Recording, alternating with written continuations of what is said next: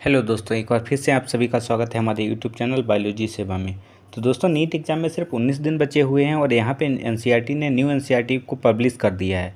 New NCERT में बहुत सारे चेंजेस कर दिए हैं टॉपिक लेवल पे। मैं उन सभी चेंजेस को इस वीडियो में डिस्कस करने वाला हूँ। तो चलिए चलते हैं, क्या क्या चेंजेस हुए हैं उनको देखता हूँ।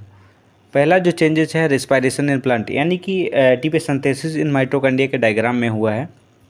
इसमें क्या था, इन्होंने एक एटीपी सिंथेसिस के लिए 2 हाइड्रोजन को यहाँ पे 2s डायग्राम में दिखा रहे हैं, जबकि इन्होंने थ्योरी में दिया है 4H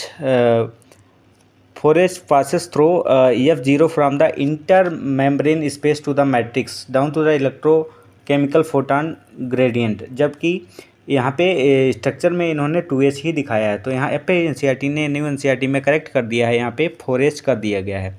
नेक्स्ट क्या है, नेक्स्ट है हमारा सेल थ्योरी से। सेल थ्योरी में क्या है, स्वान, आपकी जो पुरानी एनसीईआरटी देखेंगे उसमें स्वान को यहाँ पे ब्रिटिश जूलॉजिस्ट लिखा होगा, जबकि नई एनसीईआरटी जो पब्लिश हुई है उसमें है यहाँ पे स्वान को ब्रिटिश के जगह जर्मन जूलॉजिस्ट कर दिया गया है। यानी कि ब्रिटिश के जगह क्या चेंजेज हो गया, जूलॉजिस्ट जर्मन जूलॉजिस्ट कर दिया गया है। नेक्स्ट क्या है, नेक्स्ट हमारा है a overview of cell. Cell में क्या कहा गया है, in both prokaryotic and eukaryotic cell a semi fluid matrix called cytoplasm.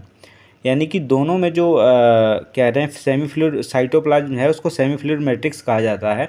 यहाँ पे इन्होंने 8.4 में प्रोकैरियोटिक सेल में भी दिया है, the fluid matrix filling the cell in is the cytoplasm. यानी कि जो फ्लूइड मैट्रिक्स भरा हुआ है उसको इन्होंने साइटोप्लाज्म कहा है। तो इसी को इन्होंने चेंज कर दिया गया है। न्यू एनसीईआरटी में क्या हो गया, द सेंटेंसेस जो था आपका, the fluid matrix filling the cell is the cytoplasm, इसको सेल भी corrected to the semi fluid matrix filling the cell is the cytoplasm. तो प्रोकैरियोटिक में भी अब सेमी फ्लूइड मैट्रिक्स को ही वहाँ पे आप सही मानेंगे।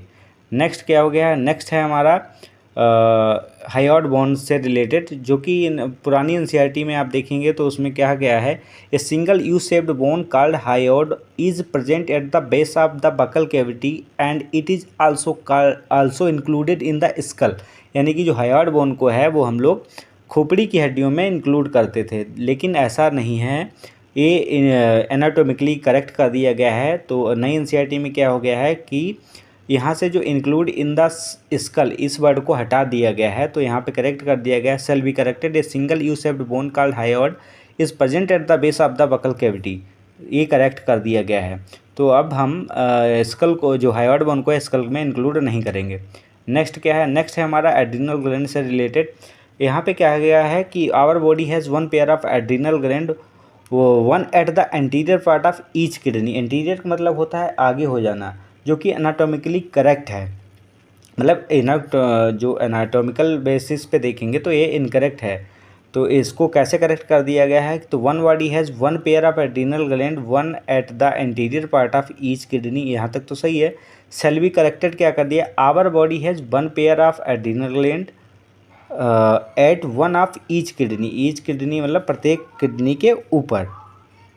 तो थैंक यू आपको।